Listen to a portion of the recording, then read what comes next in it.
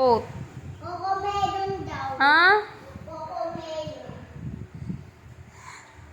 Lagi mo na lang dala yung remote. Anong gagawin ko nga? Bibili nga tayo ulam eh.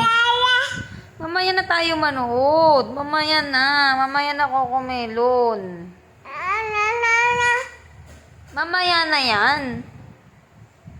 Ikaw na nga mamaya eh. Tapos si Ate Eri manood eh. Mama. Mamaya nga. Mama. Tama na. Bas, hari ka na ng TV ah. Hindi na nga ako nakakanood. Kayo na lang dalawa ni Ate Eli lagi ah. Kayo na dalawa may-ari. Ma. Ha? Ma. Mamaya na.